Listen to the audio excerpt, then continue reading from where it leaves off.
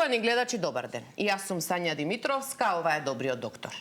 Кога и зошто доаѓа до нарушување на тироидната жлезда? Кои симптоми укажуваат дека треба да се побара лекарска помош? Кога се прави проверка на тироидните хормони? Мој денешен гости со кој ќе разговараме на оваа тема е доцент доктор Тања Маказлиева, специјалист по нуклеарна медицина и раководител на Институтот за патофизиологија и нуклеарна медицина. Доктор Маказлиева, добре дојдовте во Добриот доктор. Добар ден, добро ве најдов. Ви благодарам на поканата да учествувам во вашата емисија. Јас мислам дека темата ни е актуелна, имајќи во предвид дека голем број на граѓани се соочуваат со овој проблем, односно со нарушување на тироидната жлезда. Тоа го покажуваат и оние статистики од мој термин и од издадени лекови кои што се користат за оваа патологија. Па еве за почеток, кои се оние ризик фактори кои што доведуваат, односно кои што се причина за да имаме нарушување на функцијата на тироидната жлезда? Тироидната жлезда е мала жлезда, меѓутоа со големо значење за функционирањето на нашиот организам и е доста често афектирана во популацијата, меѓутоа меѓу најчестите ризик фактори се морам да го напоменам прво генетскиот фактор. Значи, она што би можела како информација прво да го споделаме дека членови, оние лица кои што во своето семејство веќе имаат некој од најблиското семејство со тироидно заболување, може би спаѓаат во онаа група на лица кои што би биле предиспонирани повеќе кон развој на тироидно нарушување, тироидно заболување. Меѓутоа, покрај генетската, да речеме, предиспонираност, постојат и надворешни фактори и влијанија кои што може да допринесат до развој на тироидно заболување.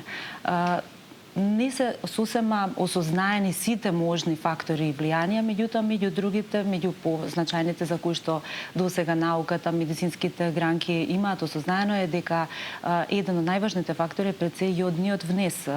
Нашата популација во минатото некаде до 56-та година всушност спаѓала во региони со јоден дефицит, кој што по една обсежна анализа и по големите напори кои што ги спровеле нашите почитувани професори во тоа време, значи и напорите кои што се направени за искоренување на јодниот дефицит се сега денеска надминати. Така што по контролите, значи во 99-та година е увидено дека тој јоден дефицит е надминат. Направени се некои корекции, да речеме, во јодинацијата, во мерките како тоа да се надмине и со последните евалуации, контроли кои што се направени, се увиде дека практично Република Македонија повеќе не спаѓа во териториите кои што имаат јоден дефицит. Понатаму, меѓутоа и јодниот суфицит, значи и вишок, внесот на вишок на јод исто така не е поволна состојба. Понатаму за правилната синтеза на тироидните хормони се значени не само јодот и многу други минерали, например внесот на адекватен внес на селен, на цинк, на витамин D3, внесот на железото и така натаму. Понатаму изложеноста на хемиските фактори во секојдневието на различните полутанти, загадувачи, понатаму различни вирусни, бактериски инфекции може да тригерираат исто така заболување во тироидната жлезда. За возраста не би ве прашала, затоа што знам дека има и кај млади, кај работоспособни, кај повозрастна популација, меѓутоа во однос на полот, дали доминира кај женската популација овие нарушувања на тироидната жлезда и зошто? Да.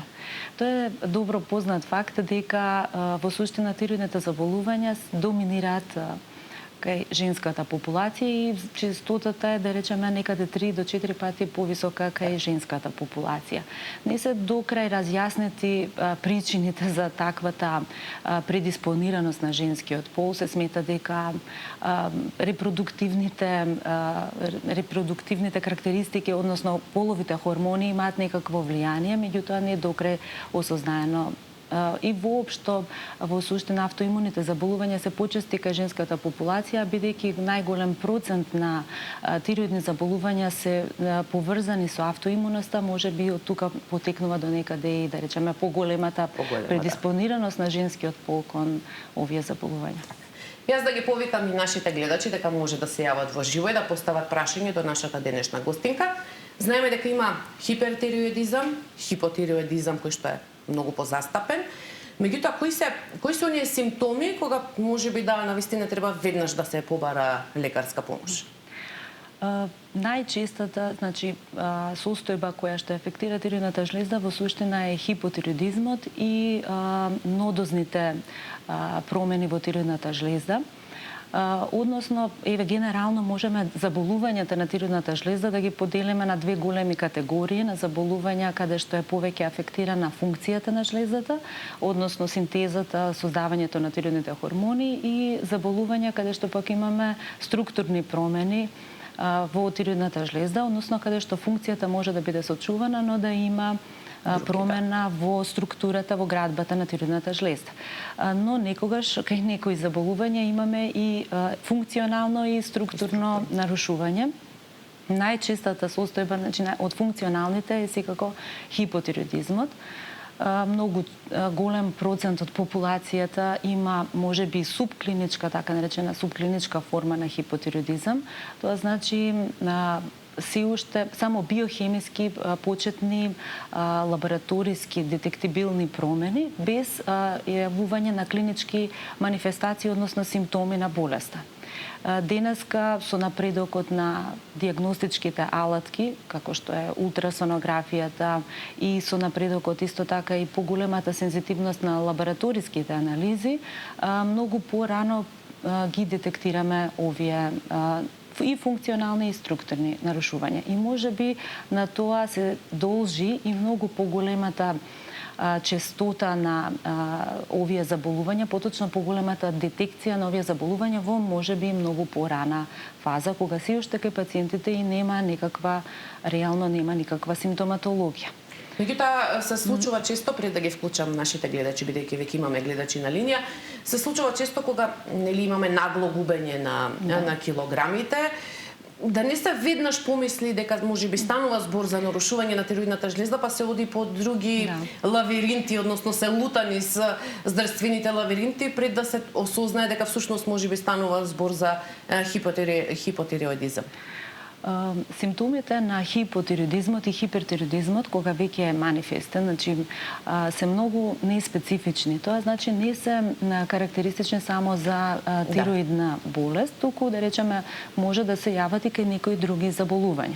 И тоа е причината што можеби нема веднаш да се помисли. Но спектарот на симптоми кога е целосно развиен, тогаш веќе може да постави сомнение за заболувањето. Пред да продолжиме, кога се прави проверка на тиреоидните хормони, да им дадеме предност и на нашите гледачи. Повелете, во програма сте? Ало, добар ден. Добар ден, повелете. Добар гледачка од Делчево. Сакам да ви поздравам многу, да ви ги честитам велиденските празници. Ви благодарам. И сакам да ја прашам докторката. Повелете. Докторке, јас мислам имам 3 јазви на тиреоидната жлезда. Значи, два со големина од 17 мм, едниот е со големина од 15 мм. Значи, имам направена биопсија. При земањето на материјалот ми беше кажано дека резултатот е бенигнен, не е малигнен, и потоа настана многу проблеми со моето здравје, а јас сум личност која што премногу се поти.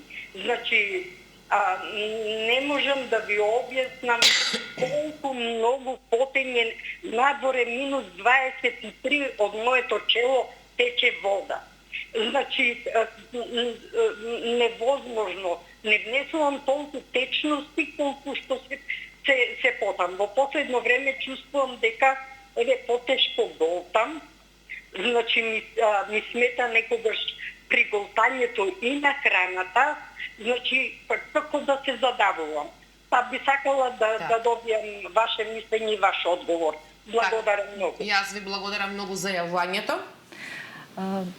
Често пати еден од симптомите на нарушувањата на тиреоидната функција, посебно во насока на хипертиреоидизмот, може да биде и обилното интензивно потење, меѓутоа некако единствен симптом. најчесто покрај интензивно потење ќе се јават и други, рековме, тој спектар на симптоми кои што се карактеристични и кои што укажуваат на нарушување во функцијата. Потењето е почесто асоцирано со кога има во вишок присуство на тироидни хормони, односно кај состојби на хипертироидизам, и тогаш оди и со губење во телесната тежина при интензивен зголемен апетит, чести течни столици, тремор, тресење, значи на телото, чувство на вознемиреност, тахикардија, така што целиот тој спектар кога се јавува вообичаено кажува на тироидно нарушување. Изолирано само потење и потешко голтање. Потешкотиите на голтање може да бидат да се должат, како што еве слушнавме кај пациентката, има присуство на јазли во тироидната жлеза, нодозни промени. Нодозните промени, како што разбрав, веќе се исследувани со тенкоиглена аспирациона биопсија и утврдено дека се од бенигна етиологија. Тие изискуваат и понатаму следење, значи периодично контролирање, ултрасонографски преглед за да се види дали има промена во изгледот, во димензијата на тие нодозни промени. И ние во примарната евалуација на нодозните промени правиме вообичаено секогаш и анализа на тироидните хормони, исто така правиме и скенографско исследување, затоа што некогаш, особено кај повозрасната популација, можат дел од тие нодозни промени да покажат така наречена автономност во нивното функционирање, односно да почне некој тие јазли да создава во вишок автономно тироидни хормони. И тие скенографски тогаш се прикажуваат како топли јазли. Тоа значи дека ова што го праша нашата гледачка за потењето може да биде симптоми на некоја сосема друга состојба, да не е поврзано со тироидот. Предпоставам дека при првичниот преглед кога направиле анализи и покрај биопсијата направена анализа на тироидните хормони, направени се веројатно и овие други исследувања скенографски, и предпоставам дека е исклучено состојба на хипертироидизам која што би била асоцирана со потењето, така да би требало да се побара друга причина за тој симптом. Имаме гледач, повелете во програма сте? Добар ден. Добар ден, повелете. Поздрав до докторката и водителката. Ви благодарим. Јас исто имам проблем со тироидната жлеза, кај мене е хипо. Се лекувам со еутирокс 75 и 100 мг 3-4 дена. Меѓутоа, јас друго сакав да прашам. Јас 8 години не можам да дојдам на ред до термин. Не само тоа што беше пред тоа ковидот, меѓутоа нема термин и јас не можам да дојдам на преглед. Јас немам некои компликации со оваа терапија, меѓутоа во последно време ми се јави и проблем со коските, така да имам болки многу во коските, а кога отидов на преглед, тогаш ми дадоа и да ги снимиме коските, да видиме докаде е. Сега има остеопенија се појави. Меѓутоа, за овој подолг период сигурно болеста прогресирала уврска со коските и сега јас што да правам во наредниот период? Дали да инсистирам на термин или дали е тоа нормално, значи како појава? Така, јас ви благодарам многу за јавувањето. Термините се проблем сегде, не само кај вас на институт. Да, меѓутоа, како што еве разбрав од слушателката, она веќе повеќе годишно контролирана состојба на хипотиреоза.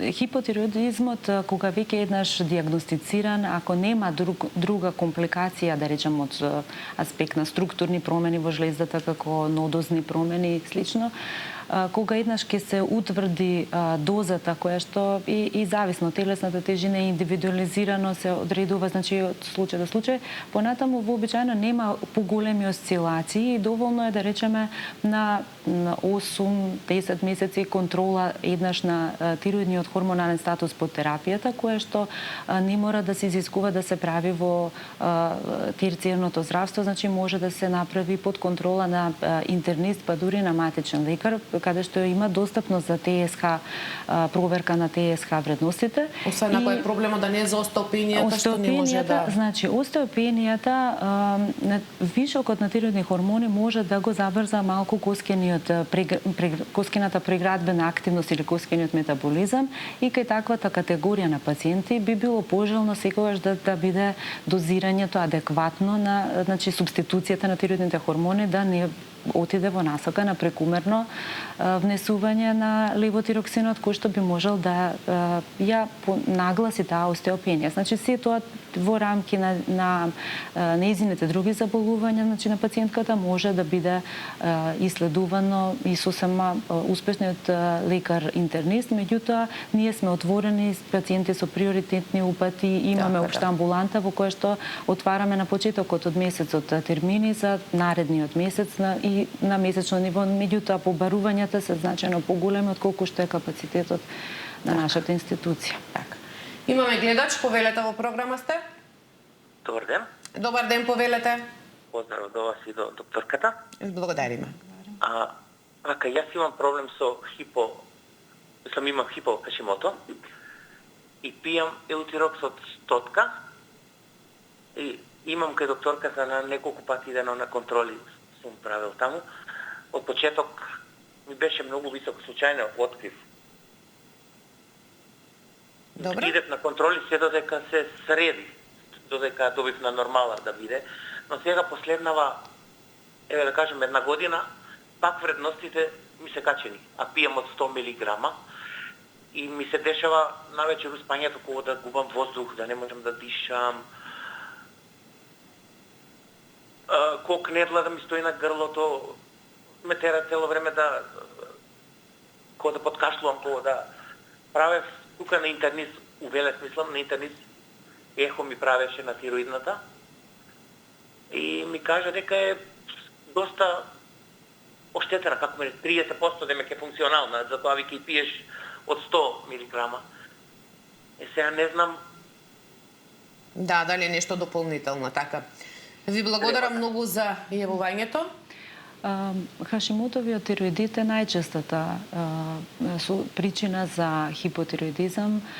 Тоа е всушност автоимуна хронична болест, која што е орган специфична, значи кај која што имаме насочување на имунолошкиот систем кон сопствените тиреоцити и тој процес практично напредува со тек на време и може да доведе до значајно оштетување на структурни промени во тиреоидната жлезда, а потоа и функционално нарушување на тиреоидната жлезда.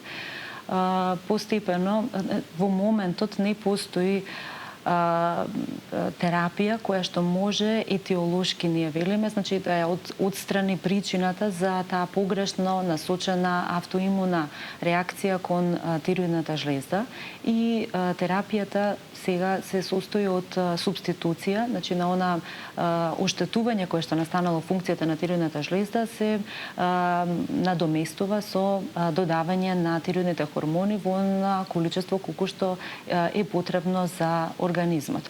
Потребите варираат во зависност од возраста, да речеме постои разлика дали лицето се наоѓа во репродуктивен период, дали се работи, рековме, за повозрастна личност, еве која што има остеопенија. И исто така, бидејќи тој процес на таа автоимуна воспалителна активност, тивко која што постои практично и оштетува жлездата, постојано е присутен, може да се менуваат и потребите на тиреоидните хормони, затоа субституцијата практично... Дали тоа значи дека треба да побара можеби корекција на... Да, веројатно што направена, како што рече гледачот, направена е проверка на хормоните и преку хормонот од хипофизата, ТСХ, тоа е показател дали има потреба да се коригира дозата. ТСХ е хормонот хипофизата која што е регулатор на функцијата на тиреоидната жлезда и покачувањето на овој тиреостимулирачки хормон во суштина покажува дека нивото на тиреоидните хормони не е доволно и тогаш ние реагираме со, бидејќи жлездата не може да одговори на стимулацијата од ТСХ хормонот од хипофизата, ние субституираме, односно коригираме со внесот. Да, тоа значи дека треба да се јави повторно кај лекарот. Да, веројатно треба да се направи контрола по промената на дозата.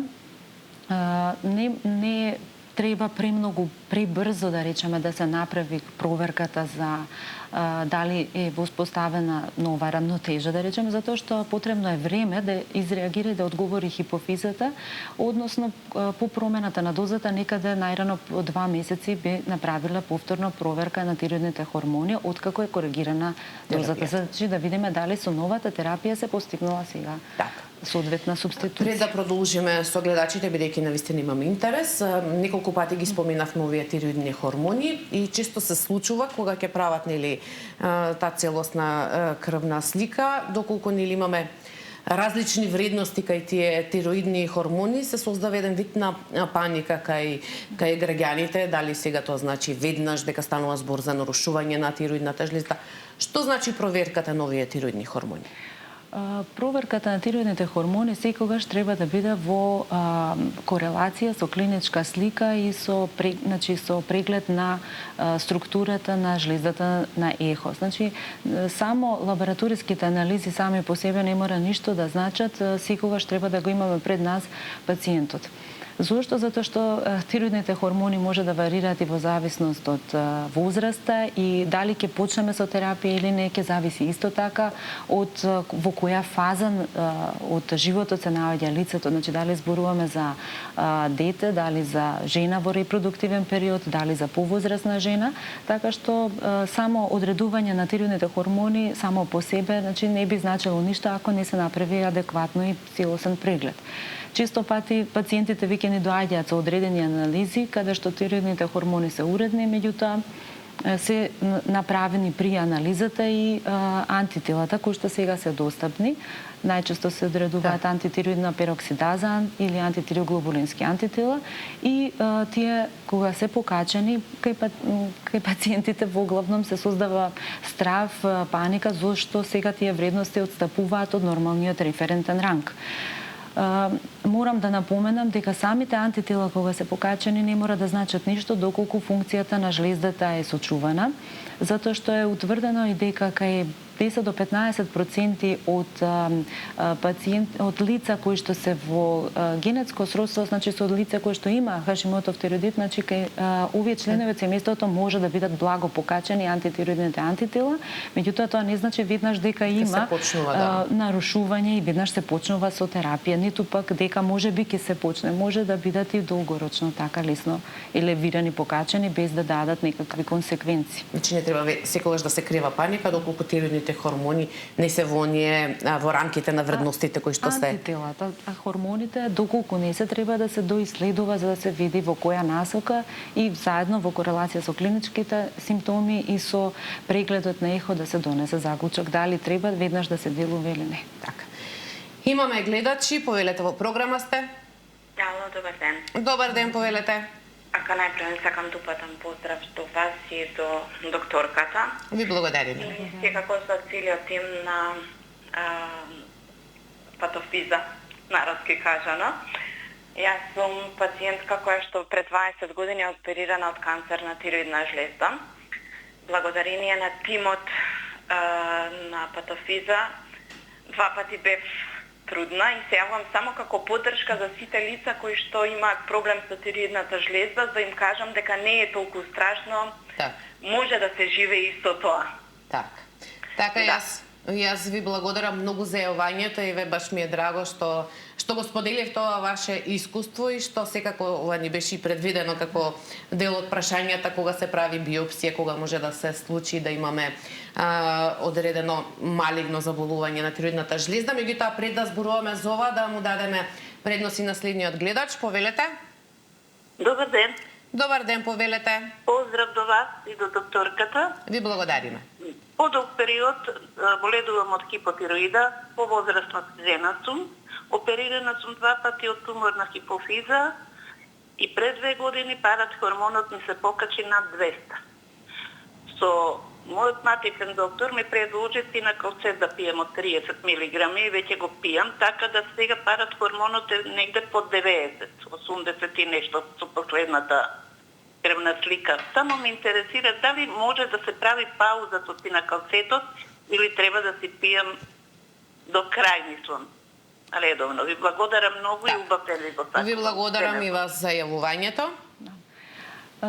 Во непосредна близина на тироидната жлезда се наоѓаат и зад тироидната жлезда паратироидните жлезди, кои што исто така ултрасонографски се достапни за доколку се наголемени за исследување. И сега се повеќе воочуваме дека не толку ретка состојба представува и примарниот хиперпаратироидизам, кој што сепак е во поле на специјалистите ендокринолози кои го исследуваат овој проблем, но и ние како специјалисти по нуклеарна медицина често пати се среќаваме со потреба да помогнеме во евалуацијата на овие пациенти. Примарниот хиперпаратироидизам, како што каже пациентката, оди со покачување на нивото на паратхормонот, кој што е битен хормон за регулација на калциумскиот метаболизам. За да се докаже, се користат покрај ултрасонографија на вратна регија, за да се докаже практично паратироидниот аденом, овој бениген тумор кој што автономно создава од овој хормон повишок, паратхормон. Користиме и едно нуклеарно медицинско исследување, МИБИ скен, со кој што ние помагаме да се лоцира каде се наоѓа тој паратироиден аденом. Зошто е тоа важно? Затоа што паратироидниот аденом може да биде многу мал, значи може да биде само 1 сантиметар или некој до 2 сантиметри, па и помалку.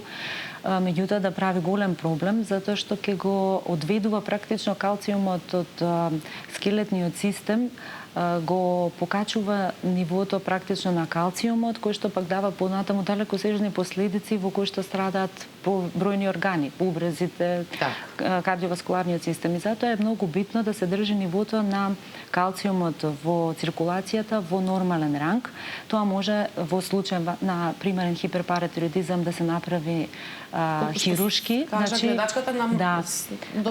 или конзервативно. Да, значи ако може медикаментозно, тука веќе тоа спаѓа во доменот на специјалисти ендокринолози кои што ги водат и кои што обично одредуваат колку долгорочно и како до кога би се примала таа терапија, меѓутоа генерално ако се детектира аденомот, најпожелно е тоа хирушки да се отстрани за да практично се отстрани причината која што го но препорачувам пациентката да се консултира со специјалистот ендокринолог за понатамошното следење. Така. И да вклучиме уште еден гледач, повелете во програма сте.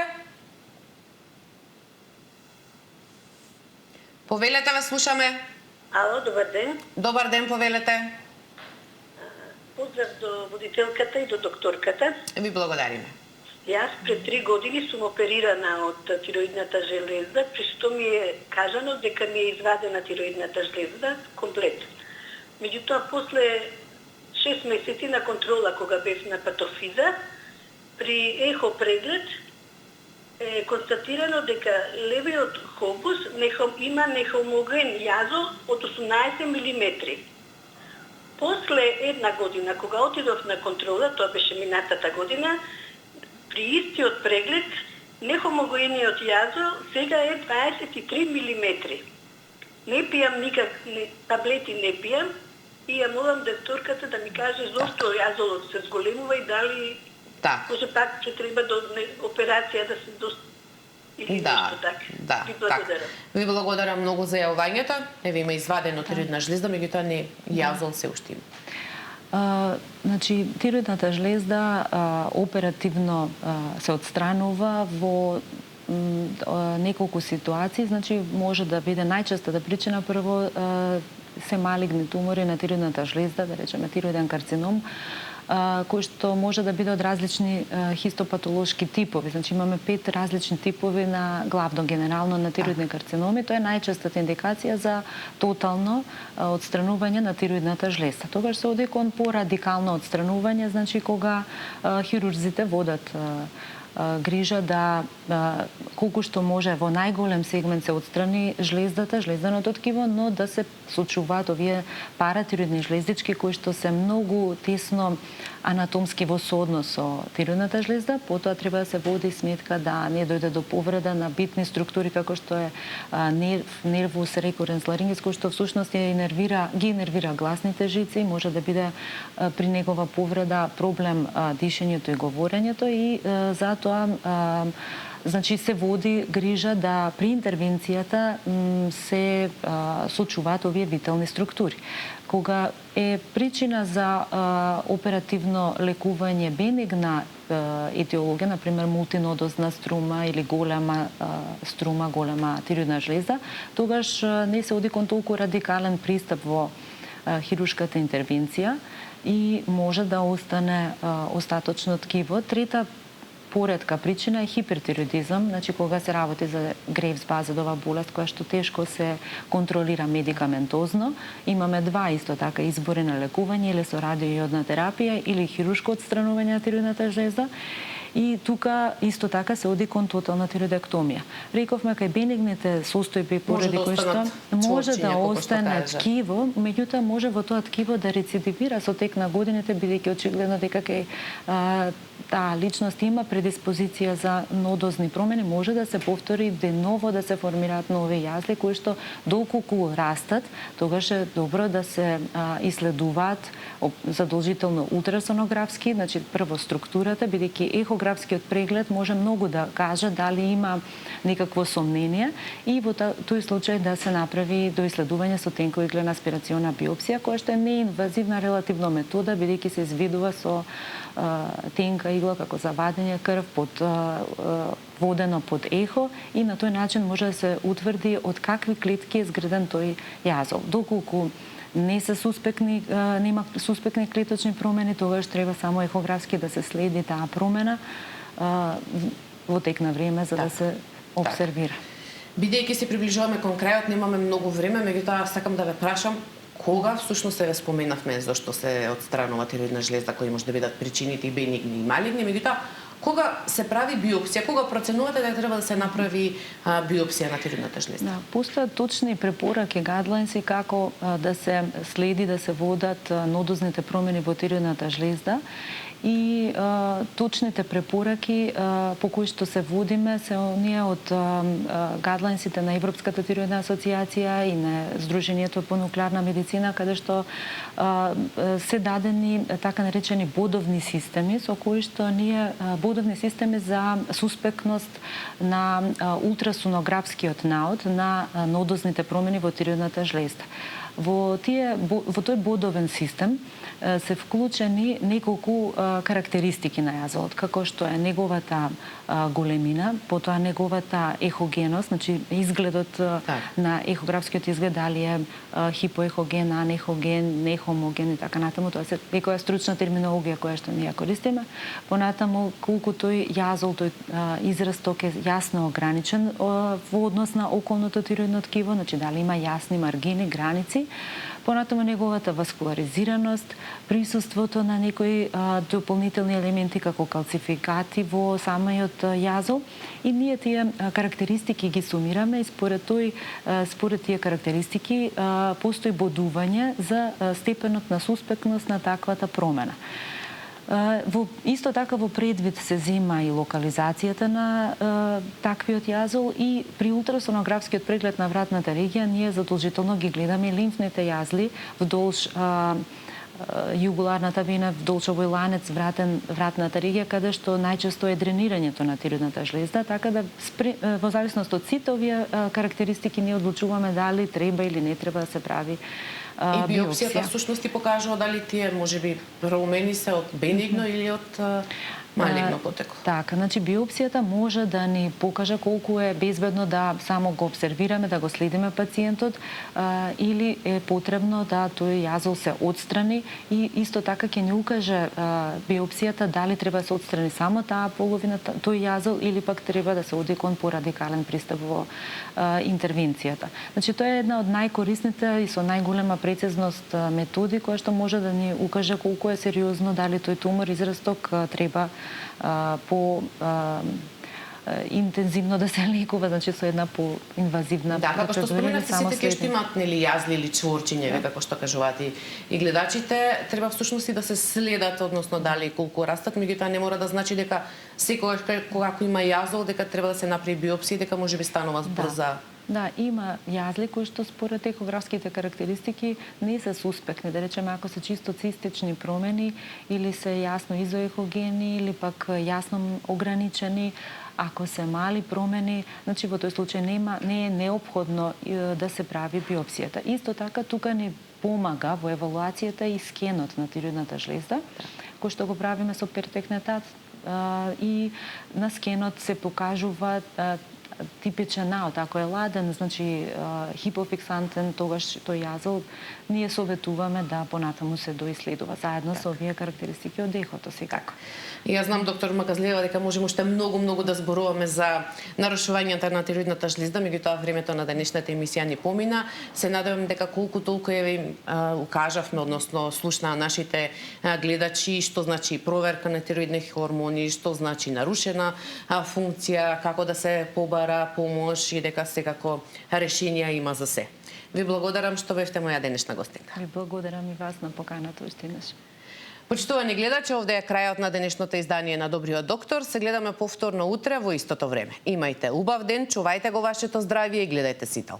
Довидување.